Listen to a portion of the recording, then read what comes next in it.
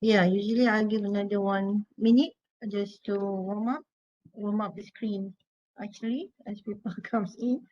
Um, so we are here today for a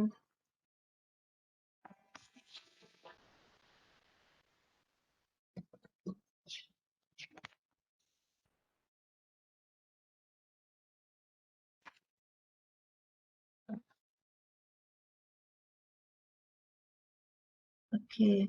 Good afternoon, everyone. We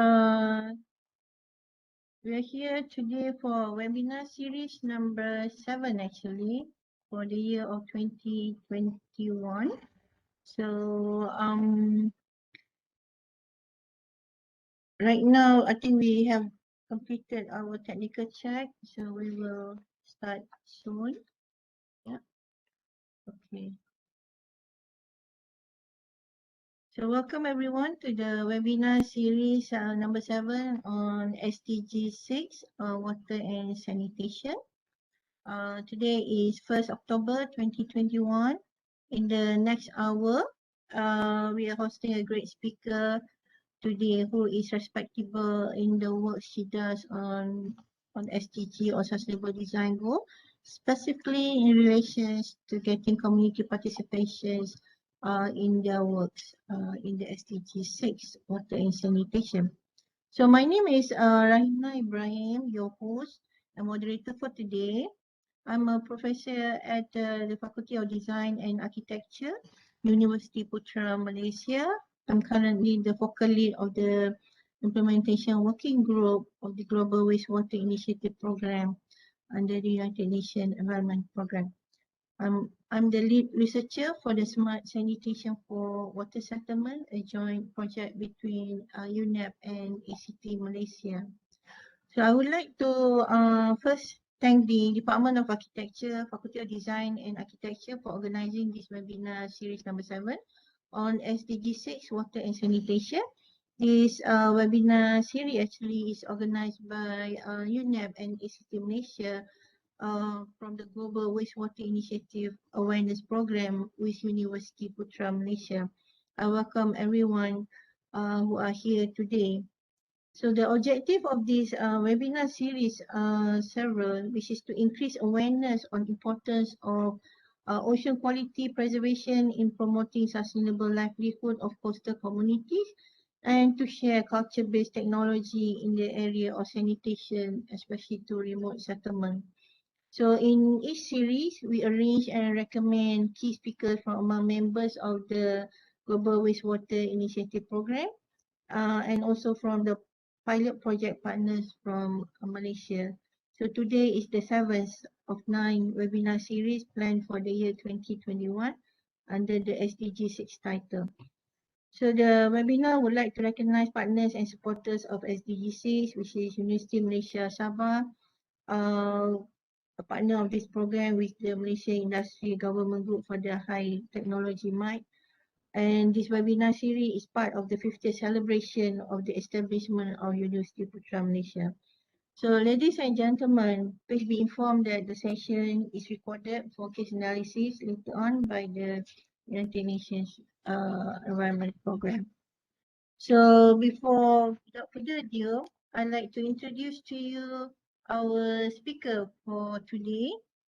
And it's a great pleasure for me to welcome Miss Valerie Jenkinson. A little bit formal here. Yeah.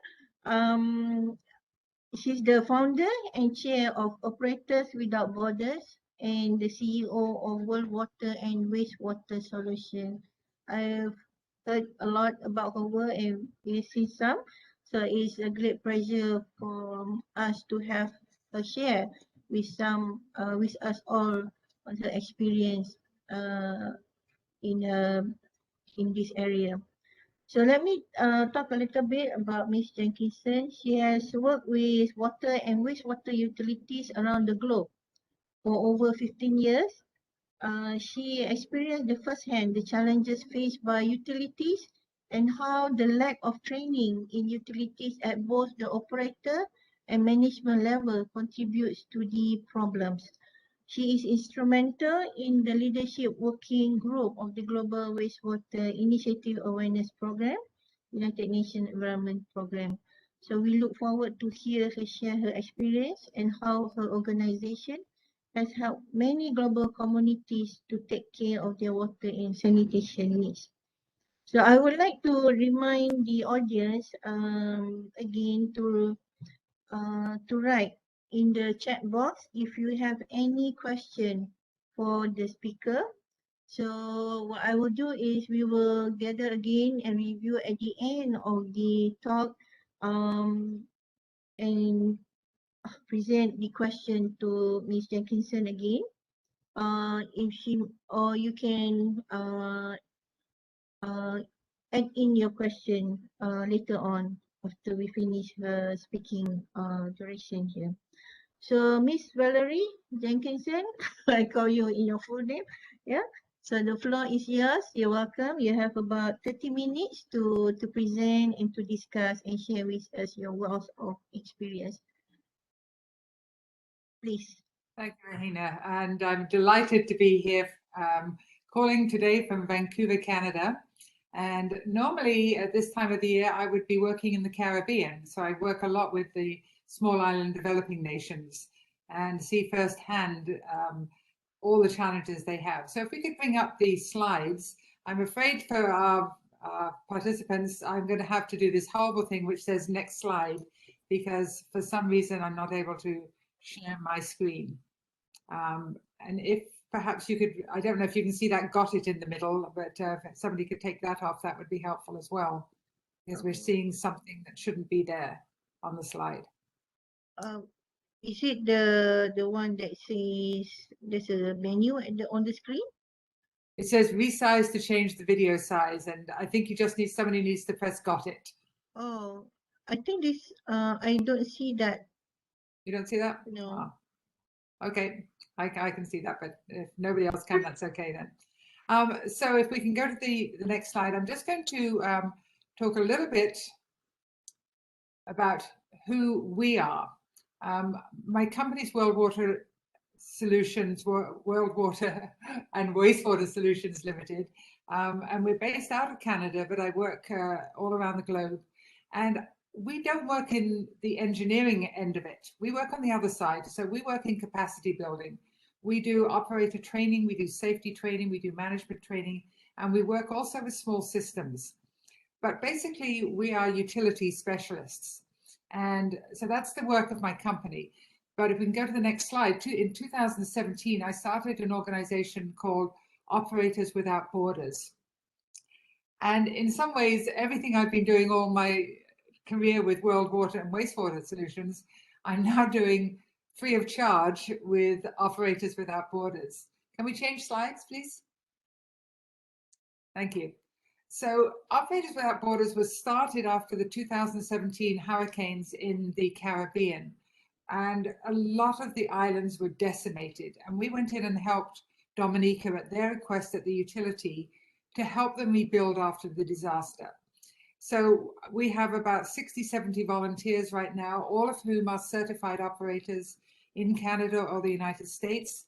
And so they have a vast array of experience. We're going to talk about the type of training they receive and how certification works. So many of them are at the highest level of certification. So they go in and very quickly can help put systems back together. So we're not one of the first responder NGOs. So this is the experience we had. But the one thing we had is we had an awful lot of people wonderfully volunteering to help with the organization. But luckily, there's not that many disasters every year. So we didn't want to waste their talents and the chance that we had of using volunteers. So we started doing training and mentoring of water and wastewater operators.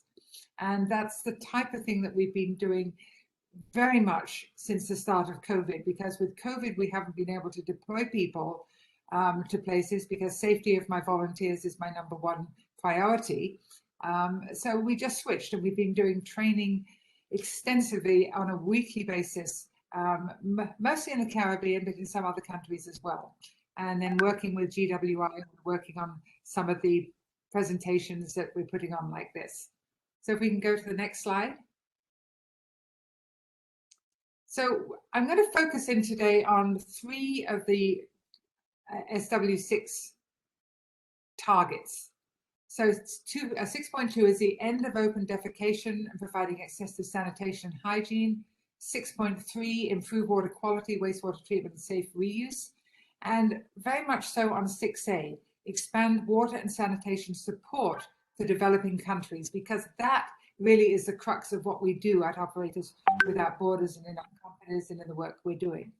And if we can go on the next slide, I want to just very quickly go through some of the SDG targets that are there. So if we could go to the next slide. So unfortunately, we are not on track, as most of you will probably know, to reach SDG6 by the deadline set for 2030, according to the new UN report. They say in that report that the ecosystems and water systems are becoming more polluted. We need more funding for water and sanitation services. It's not adequate of what we're getting. Even in North America and developing countries, the money that is being put into infrastructure build and renewal is not sufficient. I remember when they had the financial crisis a number of years ago in the United States, the President of the United States, I believe it was Obama at the time, put in $3 billion to wastewater infrastructure renewal. The only thing was that they need $200 billion. So it was a drop in the ocean. So even in the developed countries, there is not enough funding going into taking care of our infrastructure and making sure that we have the things that we need. And it's definitely not on track in developing countries. 1.7 billion people still lacking basic sanitation, and 494 million people still practice open defecation. We can go to the next slide, please. So we're going to concentrate today on what is my billywhack, which is capacity development. So looking at capacity development, we take the softer skills. So we have our engineering companies that go in and they do the build. And I often have a problem with development banks because they fund engineering companies to go in and build infrastructure, and everybody likes to cut the ribbons and say we have a fancy new plant, we have, you know, new generators, etc. But so often they don't fund the capacity building that is absolutely crucial to go with any new building that's done or infrastructure renewal. And we need to improve the service levels. And we need to take a look at the operating and maintenance technology. Operating and maintenance, as we'll talk about a little bit later, is something that is so desperately needed. And yet I see budget after budget where it's not even a line item in the operational budgets of utilities. We also want to look at increased job creation in the water sector. The water sector is an excellent place for people to work. And it's also a great place for women to be involved in. When we're taking a look at gender mainstreaming, we need to encourage more and more women to come into the industry. The women who come into the industry do very well. There's no reason that they shouldn't be coming in and taking good jobs and raising themselves often out of poverty. The other thing in taking a look at capacity building is retaining a skilled workforce. And we're going to talk a little bit more about that because all across the globe, we are not seeing the level of skills that is needed in today's workforce in water and wastewater technology. The industry has changed dramatically. It used to be that water and wastewater operators could dig a ditch and that was fine. They had a low level of education and that was all that was needed. But now we have the GIS systems, we have our SCADA systems, and we need to be putting much more into the training so that we can operate our systems better and create better potable water and better sanitation. So we need the skills staff, I will argue, to have the sustainable implementation of the SDG6. Next slide, please. One of the things is when we talk about wastewater, we often refer to it, or I refer to it as the poor cousin. There has been so much about water. water scarcity in countries. And yet, wastewater is an answer to so much of this. If we have this circular economy and we take wastewater and we get into, using and reusing our wastewater, we can really go a long, long way to not having this water scarcity that we talk about so often. And yet wastewater is something that is neglected so often. In the Caribbean region where I mostly work, only 3% of wastewater is treated. 3%. The rest is going into the oceans.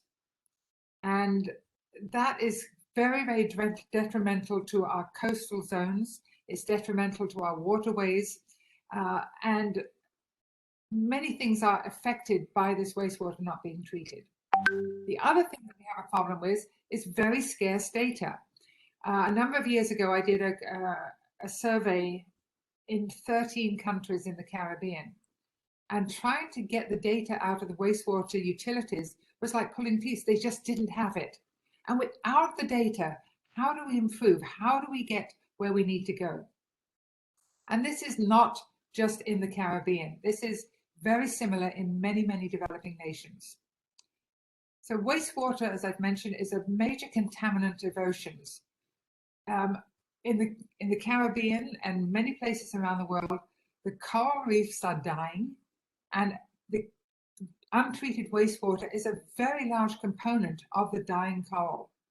Fish stocks are being really compromised, and very often fishing is a major industry in these nations. Also, in disasters, there is often a lack of water, and I'm going to talk about disasters because that is an area that we're very, very familiar with. So in the presentation, we're going to talk more about that. Wastewater, as you know, is also a major health problem. Even with treated wastewater, very often it's basic primary treatment, and it may get rid of the E. coli in utilities if we've got centralized treatment, but very often it does nothing for getting rid of the Cryptosporidium, the Giardia, that cause the bad tummies, the diarrhea, and causes a lot of illness around the globe. And then when we've got going into rural areas where there is no centralized system, that is often not even the primary treatment. So we need to be looking at what we can do about that. We're going to talk about that in this presentation. So I like to think when I talk to utilities that wastewater is a key driver to future water sustainability. So rather than starting huge desalination plants, which is very, very expensive, let's be putting more water into building our wastewater treatment plants, or even the urban rural areas we can get into with treating wastewater and reusing that wastewater so that we don't have to necessarily build these huge desalination plants at great expense. One of the things we have to realize with that, though, is the resistance to wastewater reuse. And that's where we're going to have to talk about education. Because around the globe, even in developed countries, there is an adverse reaction to reusing wastewater. And I'm not even talking about taking it to the potable level of drinking water. I'm talking about for irrigation, even for golf courses and irrigating golf courses and things like that. There is a very much a culture where we don't want to think about having to use this wastewater. And that's something that we really need to educate people about. Next slide, please. So things that I see and some of the challenges we have, that there is very often no scheduled, systematic operations and maintenance program. This is a major, major concern with wastewater and water utilities. And one of the things when I go into a utility and we're looking at operational assessments, I ask to see their budgets right off the bat. And I look through it and I scan it and I want to see how much they've put into operations and maintenance. And very often, as I've mentioned before, it isn't even a line item in a budget.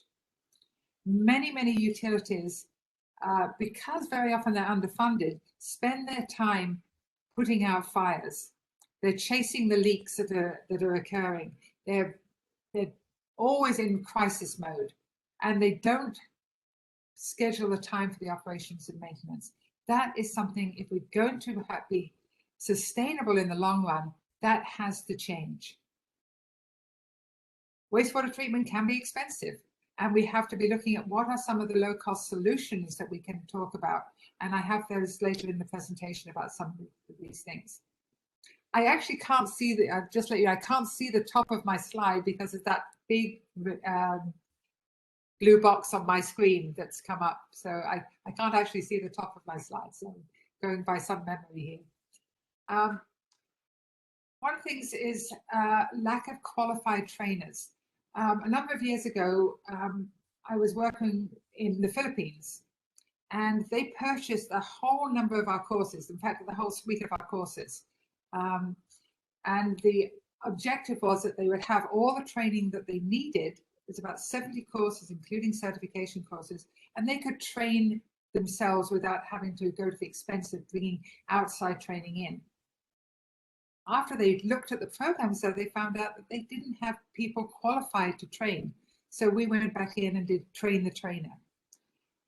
I very, very strongly believe that everything in this has to be sustainable, which means countries have to be able to deliver these products in country without always going outside and hiring consultants coming in. That is not sustainable when it comes to training their workforces. It means that people are undertrained, not enough people are trained, and we have to start training trainers within these countries. The other thing I see is when funds are short, what's the first thing to be cut? And this isn't only in our industry, this is very widely spread in many, many industries, but training is one of the first budgets to be cut. That does not lead us where we need to go in water and wastewater. And the biggest problem we have is it's not safe. It's not like we're running, you know, a manufacturing industry where we're making clothes or something like that. We have more impact on public health than any other industry. And I would argue that we have more impact on public health if we do this wrong than a doctor or a nurse does. Because as I'll talk about a couple of case studies in a little while. The other thing is that there very often is not a lot of help for small systems. Small systems do not know where to turn. So as we go through, at the end of this, I have some resources for small systems, because I very much believe that even in urban areas, large decentralized systems are not always the way to go. I very much believe in decentralized systems, and many, many utility managers that are running large systems will agree with me on that. Another problem that we have is that managers are not trained in the non-technical aspects. They are, you know, most utilities in developing countries are run by engineers, which is different from in North America. North America, many, many, many utilities are run by level 4 operators who are certified as level 4, not necessarily engineers. But these people in school do not get trained in how to run the utility in the non-technical aspects. And that's something that ABC and WEF, the two large organizations in North America, have been working towards, is saying, you know, there are many attributes that we have to look at to train the managers. Because if you don't have trained managers who know how to run a utility, it's all well and good to train the operators, but we're not going to have, again, a sustainable utility. And lastly, on this one, the centralized treatment is very often not available or is not feasible in many areas. One of the small towns that I work in St. Lucia, where I live in the Caribbean, it's absolutely impossible to put in a centralized wastewater system. There is not the room. The houses are all crowded together. And unless you move everybody out and rebuild the whole town, you're not going to be able to put in a decentralized system. So that's a problem. Next slide, please. So in some of the solutions that I work in is making workforce development a priority. And that means training and training and training. And running the utility like a business. Because for many people, even if you're not expected to make a profit and you're a public entity, as most of our utilities are in North America. They don't have to run a profit, but they still have to run it as a business in order to maintain all the equipment, to maintain their assets, to be financially viable. We also need to be looking at what are best practices. So whenever we're doing anything, we want to say what is best practices. And sometimes we may have to adapt those best practices for different cultures and different countries. But you start with the best practices and you adapt from there. The other thing is taking advantage of what is offered to help. There is so much information and help available. And at the end of the presentation, I will give you a list of, not an extensive list, but a list of some resources that you can go to get some of this help. And much of it is free of charge. Also, awareness of new technologies. There is an organization in England run by a fellow called Piers Clark, and I know I've sent you some information about their webinars. Best webinars I've ever seen. They're 30 minutes once a month. And one of the things that they do is they do technology showcases. And I learned so much about new technologies that are coming on. Very often in countries where I'm working, when somebody buys something, it's because the last salesman that came through and told them how wonderful their product is what they buy. Or there's a process where we're looking at lowest bid. Neither are a good way to be doing things. We need to be aware of what are the latest technologies, what are technologies that will suit our country, our utility, and make those choices. And if we don't know what is available, we cannot make those choices in a grounded scientific manner. The other thing is that on-site wastewater management programs are becoming very relevant and important. Next slide, please. I'm going to talk now about just why this is so critical. And I'm going to talk about two case studies from North America, where I want to show you that even in developing countries where they have a lot of money to do things right, you can still have major problems. I don't know if any of you have heard about the outbreak of E. coli that happened in a little town in Ontario, Canada, called Walkerton. It was run by two brothers. It was a small town, about 3,000 people, and they had an outbreak of E. coli. They covered it up. They looked at the test results and they said, we know our system, can't possibly be E. coli. This sampling must be incorrect. So they changed the sampling data, and 2,000 people got sick and 6 people died. This is in a little tiny town.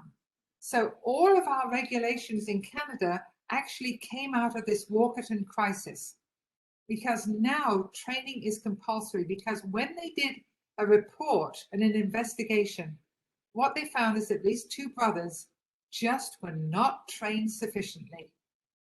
They did not know what they were doing. And so they tried to cover it up, and they went to jail. So they were charged criminally with, I believe it was manslaughter, and they both went to jail. So most common problems was inadequate sampling, problems with disinfectant treatment, and certification of operators. And we'll talk more about that as we go through. So next slide, please. So that's one case study that we see. Some of you may have also heard about Flint, Michigan. There's been problems in Flint, Michigan for many, many years, and it has mostly affected the disadvantaged people, the poor. And in April 2014, the utility switched water sources. They went from the lake to the river, and they were changing, but they didn't change their treatment parameters. And this resulted in very high levels of lead. Officially, they say that 12 people died. Unofficially, people suspect that it is possibly even well over 100 people that died. Thousands and thousands of people got sick. Flint, Michigan is a very large community. 5 officials were charged with involuntary manslaughter. These are serious things. So some of the solutions that they talked about when they did the investigation, implementing a risk monitoring system, track citizens' complaints, because this had been going on for a long time before it came to be as serious as it was in the deaths.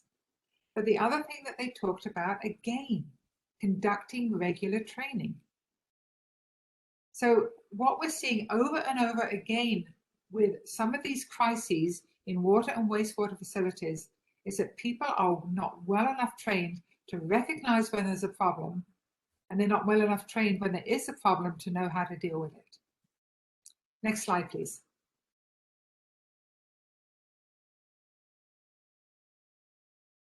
So outside of North America and Europe, there are places that operators are certified, but they're few and far between. And when I'm talking about certification, I'm talking about reaching a certain standard and passing a certification exam to say you are now qualified to work at this level.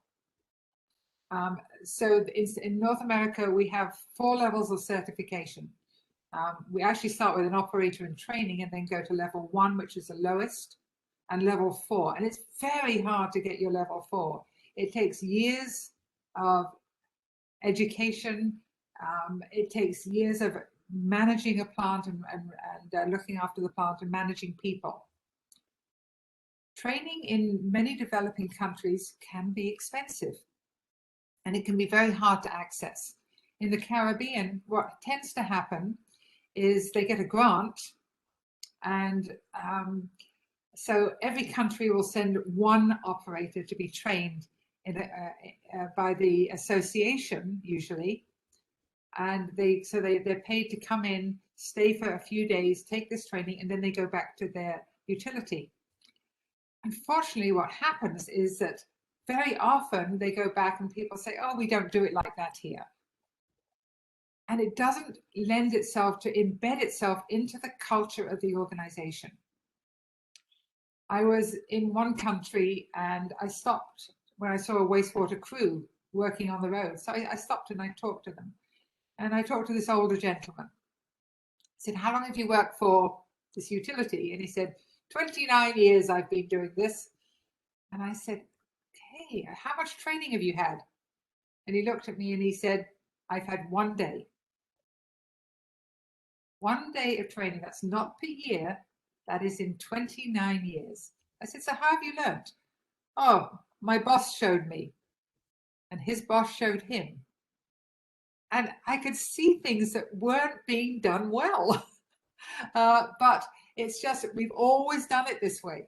So we continue doing things, even though the technology has changed, the way that they're running their systems is changing, but they are not up to date in training on how to use this equipment.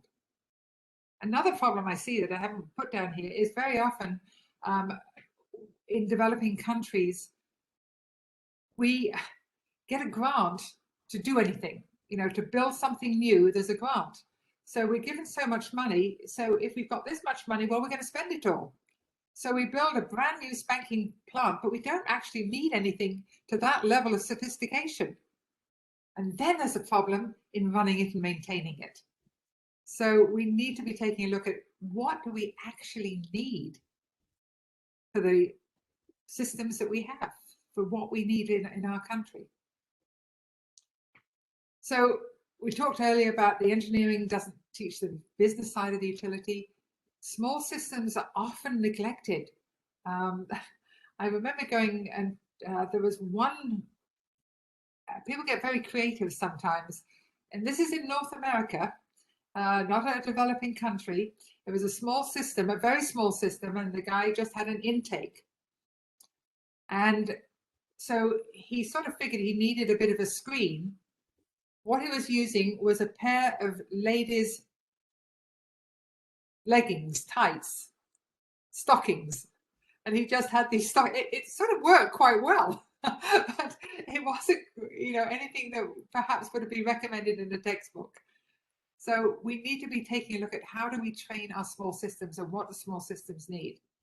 We talked, about in many of these small systems, wastewater is either going untreated or the septic tanks, things like that, that are well past their due date and are not doing what they are supposed to be doing, and often overflowing and getting into water systems. Next slide, please. And I'm probably not talking much about what many of you, this is probably old hat to you. So with these problems, we don't get the life cycle. It becomes very expensive.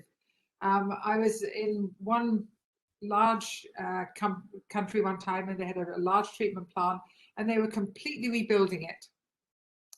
It shouldn't have needed to be rebuilt. It should have been running for another 20 or 30 years, but nobody had maintained it. So now they were having to spend millions and millions of dollars to rebuild it. Along with these problems comes substantial health risks.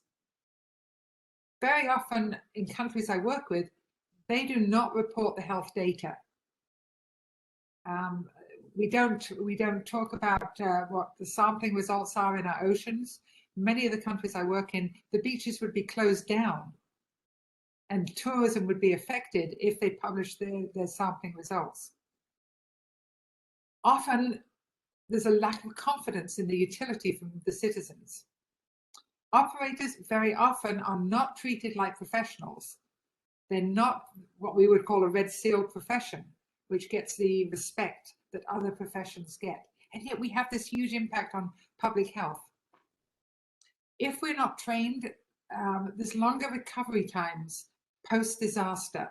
So we're in a disaster situation for much longer than we need to be. We have employee dissatisfaction. Safety of employees is compromised. I see stuff that curl my hair in the way of safety. Just a complete lack of safety procedures. That can bring liability issues. And after disaster, what we often see, if there hasn't been this systems in place and procedures, is chaos that lasts for quite a long time. And again, that leads to the longer recovery times. Next slide, please.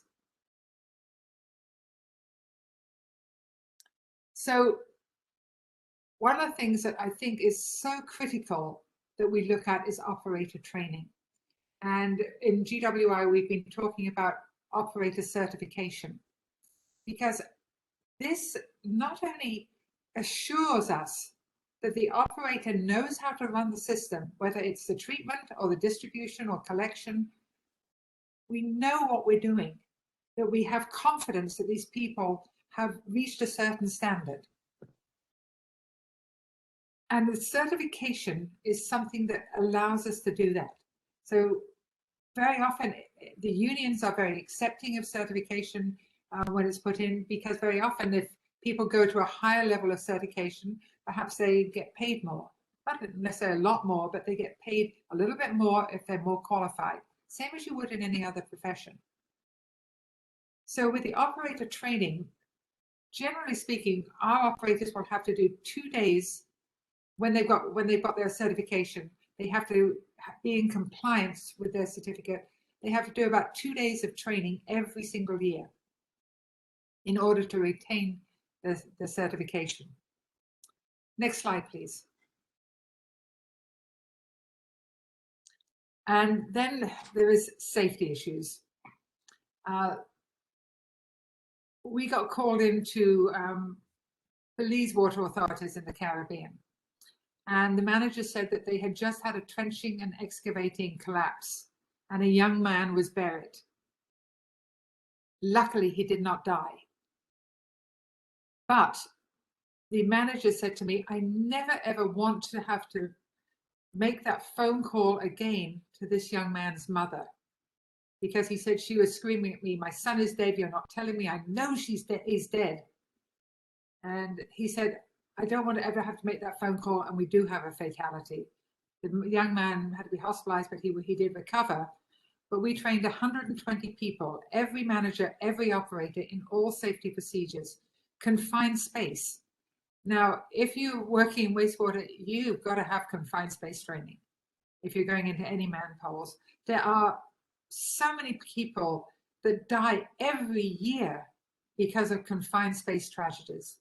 That people are, even people who are trained, people sometimes will see a colleague that has passed out.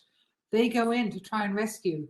They pass out. I've seen firemen going in and trying to rescue without having all the proper equipment because nobody wants to see their colleague die.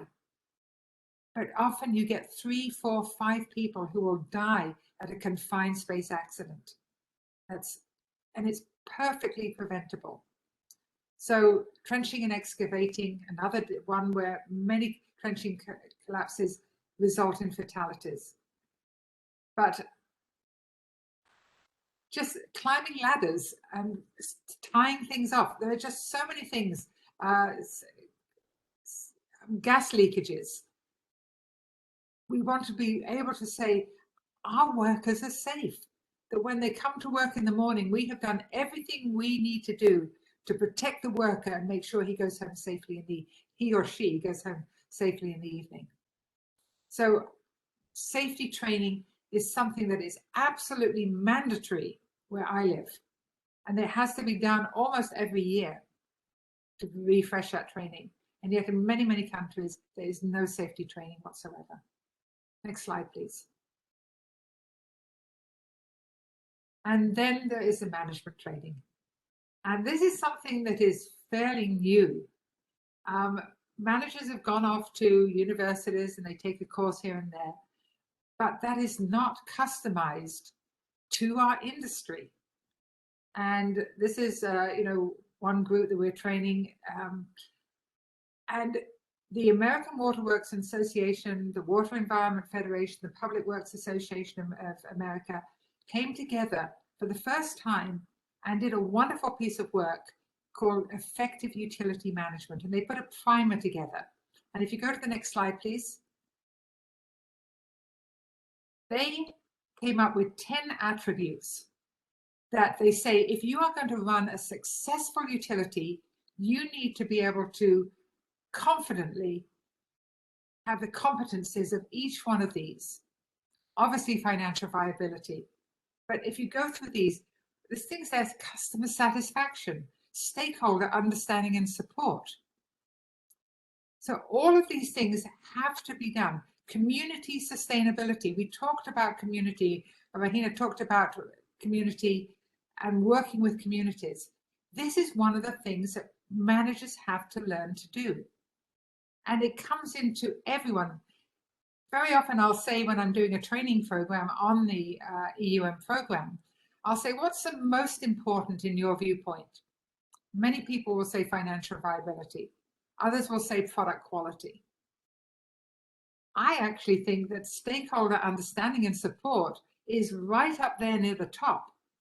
Because if you don't have the stakeholder understanding and support, if you don't have the government support, they're going to put the regulations, they're going to allow you to put the rate increases through, you're never going to get to financial viability. And if you don't have financial viability, you're never going to get to product quality.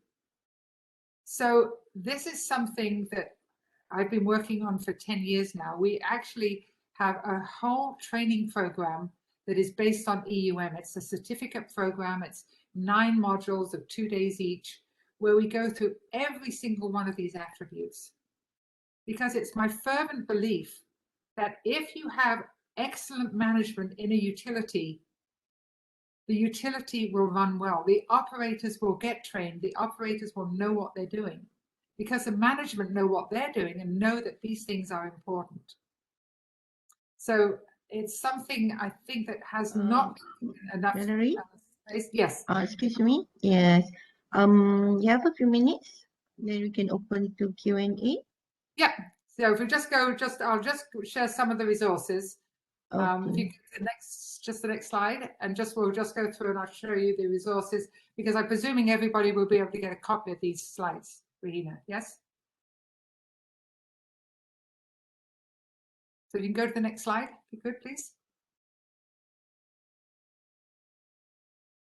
So the other training that I'll talk about is incident command systems training. there has to be disaster training that the utilities are going through that liaises with what is the disaster training for the country.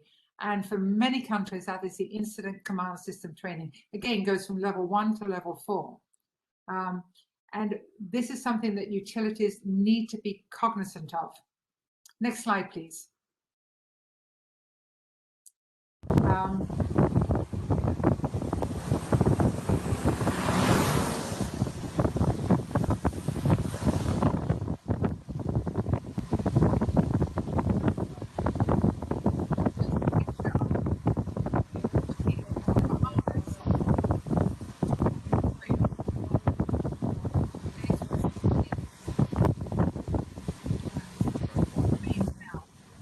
Absolutely nothing like it.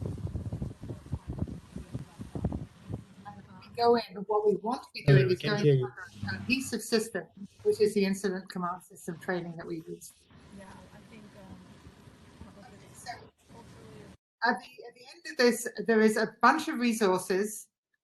Talks about small systems and a lot of the on-site management programs that are available for small systems and resources that are available, and that will all be available to you at the end of the PowerPoint. So Rahina, if you'd like to go through some of the questions. All right. So we now open to question and answer. I don't see any regular chat, but I do have some questions. Yeah.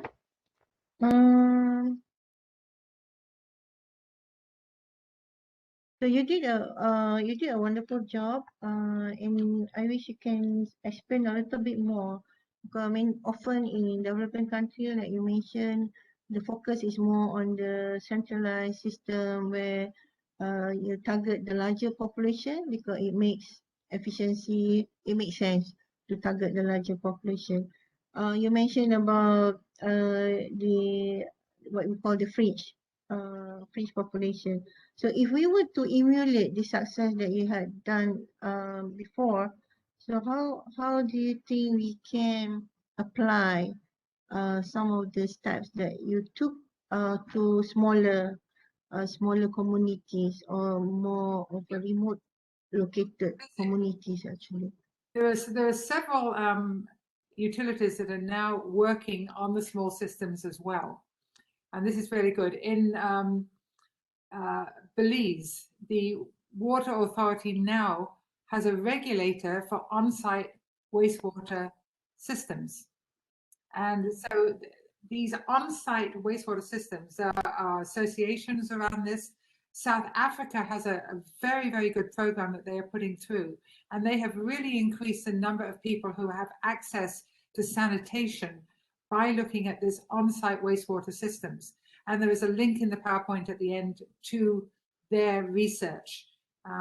So there is many countries that are looking at these systems, and very often what we're looking at is the containerized systems. The containerized systems is a company called Fluence that is probably the leader in the world in this, but there's many other companies that put out the containerized, but they are anaerobic systems.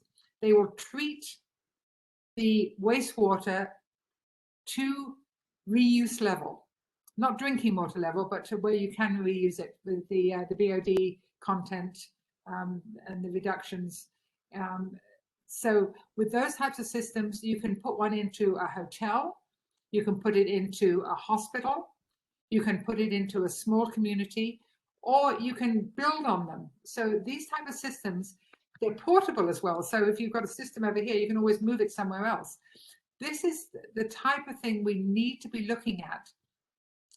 They require very, very little maintenance, and they're extremely energy efficient, much more so than the large centralized treatment centers. So we need to be looking at what is it that my community needs. And I'm working on a project in Haiti. Haiti is, one of the poorest countries in the Western world. Very, very little wastewater treatment. Not a lot of the, the country's a mess. There's a lot of corruption. There's a lot of a lot of natural disasters go on there. We just had another earthquake there and the president was assassinated. But we are making progress on small systems where we are going in with Rotary Club, and we have an adopt a well process, and we're cleaning up the E. coli. We're decontaminating the wells. So we have a whole program. We're setting up district metered areas so that we can look at leakage. Their leakage is running at 90%. So this is not obviously on wastewater. This is on the water side because they don't have any wastewater systems.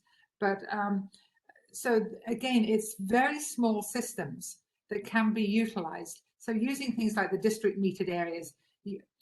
But even there, we are metered.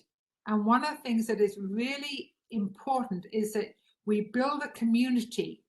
So if we're going in, we need to be looking at involving the community and making sure that they are involved and that people are going to pay for the services. When I was in Kenya, I was working in a tiny little community in the hinterland. There was one paved road through it and everything else was just dirt roads in the community. And they had a very simple water system, but they did have piped water to most of the houses. They were all on meters. Even in this little community where it was very little else, but they were paying for it and the community was involved. That means an education component.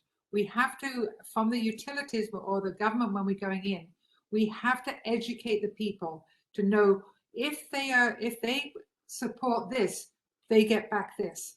And people want good water. It is, the big saying now, of course, is water is life. So these small systems and the training that you get through small systems, there is certification in small systems. So there is certificates, there is regulations on small systems. So just the same as we were looking at training and certification for the larger systems and building the community education, we need to do the same thing in the rural areas and the decentralized urban areas as well. Okay, I have one question from John Baptiste. Your new wastewater solutions coming up, so he's asking, are there